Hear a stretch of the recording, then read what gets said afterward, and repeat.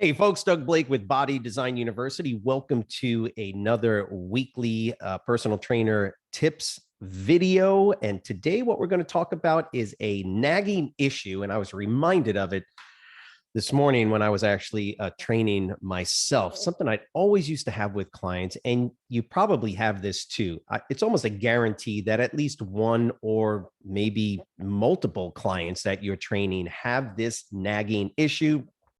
And it always comes up when you're doing dumbbell curls. Now, keep in mind, so that's what we're going to talk about today, is the dumbbell curl, but the most important thing about it, which is actually feeling it in the biceps. And that's a critical issue when you're training somebody, especially after you've trained back and now you're going to biceps, and they may be fatigued, whatever the case is.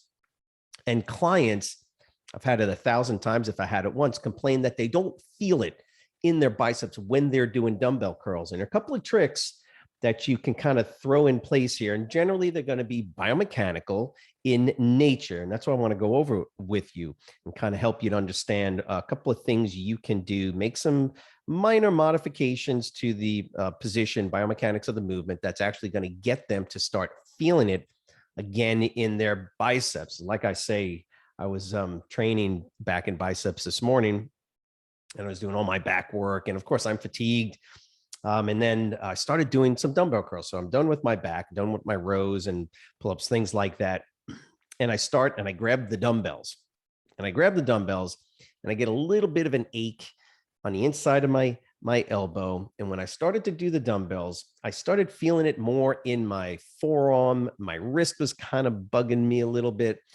And I just wasn't feeling it, even with light weight. I think I was using like 20 pounds or something like that. The weight is not what's relevant. The reality is that when the biomechanics are off, or there are other issues related to the exercise position, the way you're standing, things like that, those variables, they can have a profound effect on whether or not your clients are actually going to feel it. So keep in mind also, if you're doing small group training, it's something a little bit more challenging, because if you got 2, 3, 4 people, now you've got to get your cues correct. Now, you could also, of course, go to each individual while they're doing the movements themselves and kind of gauge where their mechanics are, biomechanics are. Of course, if you're doing one-on-one training, you have a lot more opportunity, availability to physically get in there and kind of work with that, obviously, that one individual. But either way, you got to get it figured out, because what are you asking your clients,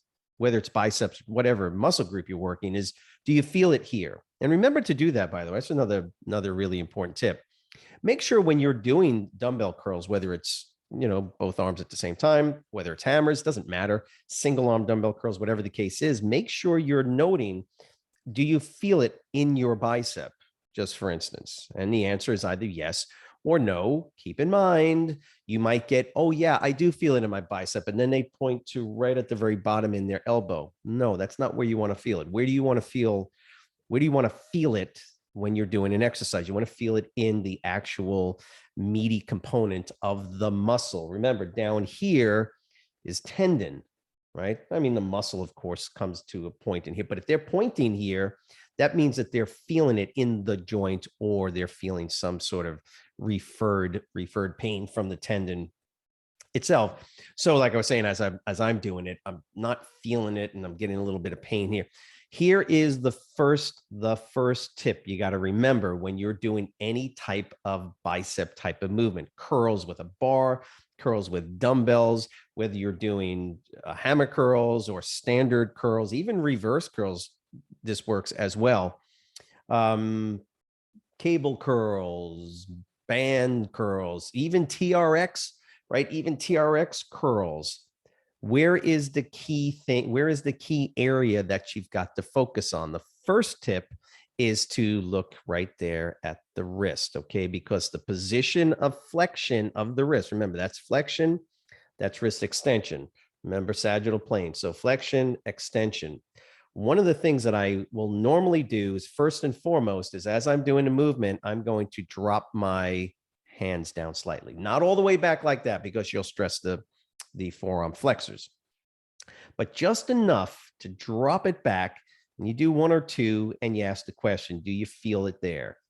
Yeah. Okay. Now I feel a little bit better. Okay. If they don't, you got to move on to the next step. It's kind of like an algorithm, right? So if one doesn't work, go to the next step.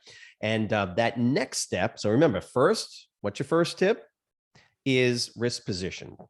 Generally, that's going to take care, at least in my experience. And I know for me, that's generally what works is I was after my back training, I'm fatigued, everything is fatigued. And now I'm going to kind of compensate by flexing forward like this, right? And I'm going to try doing, and it's just not going to feel the same way as when I kind of drop it back and I go, oh, there it is. Now, combined with that, the second tip is elbow position.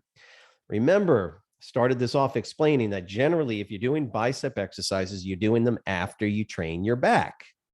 Okay, that's why we do, by the way, that's why we do the push, pull, split, is because the pulling muscles, the back, the trapezius, the lats, okay, they're all going to engage the biceps in most, if not all, of these particular exercises, from pull downs to rows, to dumbbell rows, to single arm, whatever the case is. You're working, you are flexing the elbow, and you're using the bicep as an ancillary muscle. So it is a synergistic muscle to any of the back movements generally that you're going to do. So your biceps are already fatigued, which means that when you go to train the bicep directly, because it's already fatigued, remember, there's always going to be a desire for your body to move into what's most effective biomechanically to perform a movement, not just to train the muscle. Most effective way to train the bicep, right, is going to be position this, elbow this way. But when I get fatigued, all I'm thinking about is lifting that dumbbell up to this position. I'm going to do that any way I can. And the best way to do that is to pull the elbow back. That is going to be, from a force perspective, it's going to make more sense. We want to get the body to actually force more stress on the bicep. And so what you're going to do is basically get the elbow out in front. It's almost a guarantee that after you train your back and your biceps are fatigued, you're going to move the elbow back behind you to do the curl. Now, if that's the way you're doing the curl for whatever reason, then that's fine. But in general, what you want to do is get the elbow up in front with that wrist drop back slightly. So you can see that if I'm doing dumbbell curls, and I'm going to move back here a little bit. So when I'm doing dumbbell curls, I can have my elbows behind me, okay, which means that when I go down into the bottom position, I have no stress, effective stress on the bicep any longer. If I move those elbows out in front, see how I just did that? I moved them out in front slightly and I lifted my rib cage up. Once I do that, now the mechanics of the movement force a lot more stress onto the bicep when I extend the elbow. Remember, don't lock out. Don't lock the elbow out. That's bad news. Okay. But your first tip is get that wrist back a little bit. Second thing is get that elbow up front. Those will generally take care of the vast majority of issues related to not feeling it in the bicep. So remember, when you're doing these exercises with your, and like I say, you can do standard and it can be hammers as well. Same thing, elbows come forward. You're definitely going to feel a whole lot more, not just in the biceps, but of course, hammer curls put a lot more stress on the brachialis muscle. You will feel it a little bit more on the outside. Now, there is also stress on the brachioradialis. So yes, you should feel it as well into the forearm, but not the elbow. That's the key here.